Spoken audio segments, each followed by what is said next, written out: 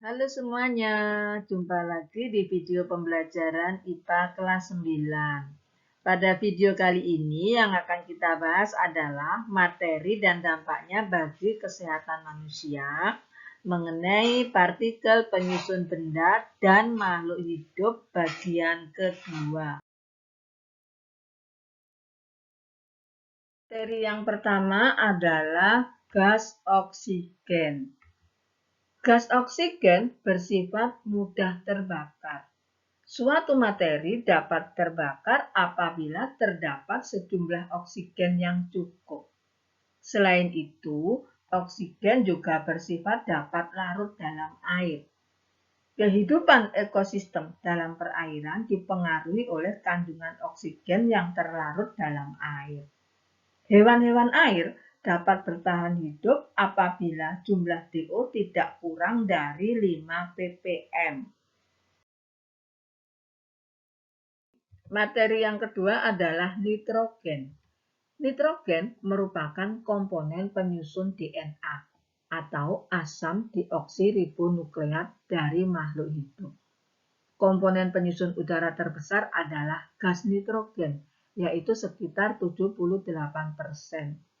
Nitrogen diperlukan tubuh untuk sintesis protein dan asam amino yang mempengaruhi pertumbuhan, hormon, fungsi otak, dan sistem kekebalan tubuh. Kebutuhan nitrogen manusia dipenuhi dengan mengkonsumsi bahan organik yang berasal dari tanaman atau hewan.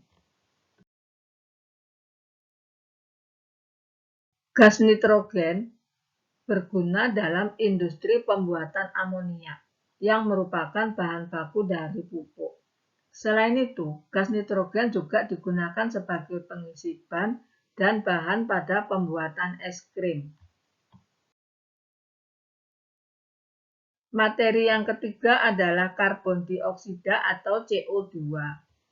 Atom karbon dan atom oksigen dapat berikatan membentuk molekul senyawa karbon dioksida. Senyawa karbon dioksida banyak dimanfaatkan sebagai pemadam api kebakaran.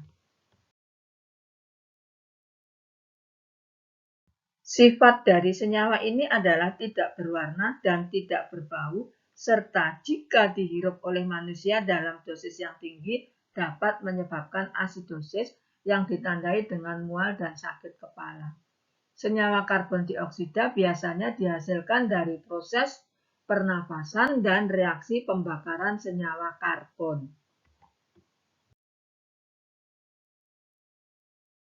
Materi yang keempat adalah mineral.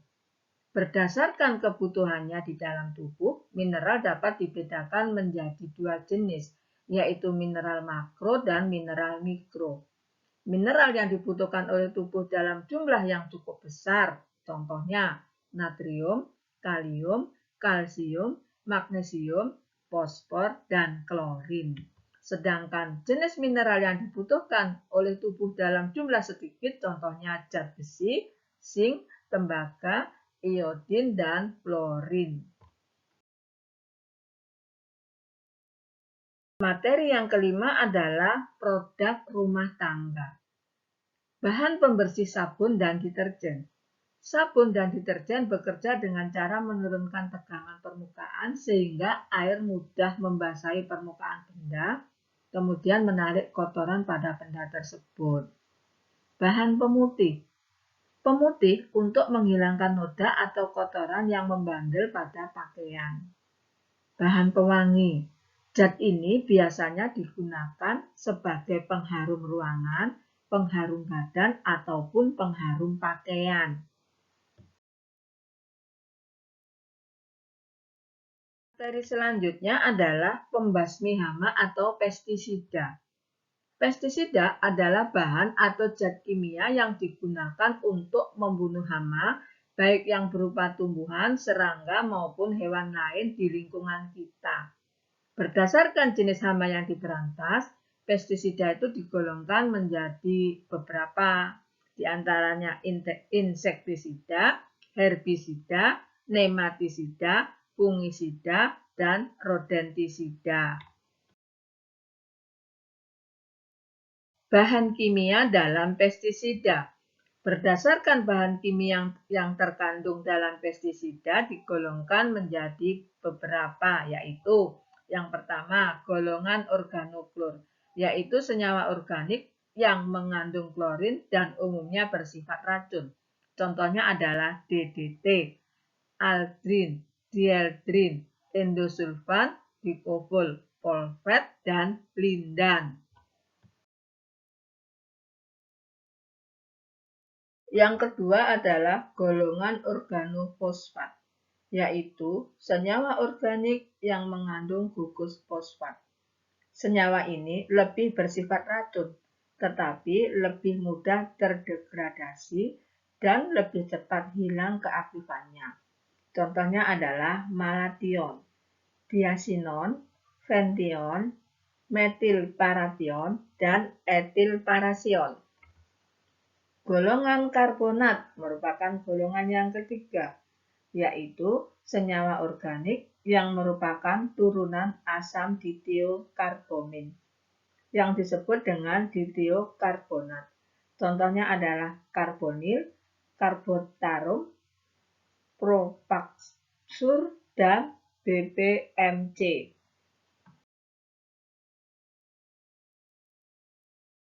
Nomor 7 adalah material bangunan. Berikut ini adalah beberapa material bangunan yang berbahaya beserta penyakit yang ditimbulkannya. Yang pertama, kayu. Kayu merupakan bahan material alami sehingga lebih ramah lingkungan. Seringkali orang memperindah warna kayu dengan menggunakan pelitur. Penggunaan pelitur dapat menimbulkan alergi kulit, mata pedih, dan gangguan selaput lendir. Bahan selanjutnya adalah pipa PVC, lem PVC, cat PVC, lantai vinil, dan karpet plastik yang dibuat dari PVC. Memiliki sifat ringan, kuat, dan reaktivitas rendah, sehingga cocok berbagai keperluan. Bahan-bahan tersebut dapat memicu kanker serta penyakit hati dan ginjal. Pembakaran bahan-bahan tersebut menimbulkan uap asam klorida yang dapat mematikan tanaman. Selanjutnya adalah cat sintetis, thinner, dan cat epoksi yang mengandung etil alkohol dapat memicu gangguan saraf, darah, pernafasan, mata, selaput lendir, dan eksim pada kulit.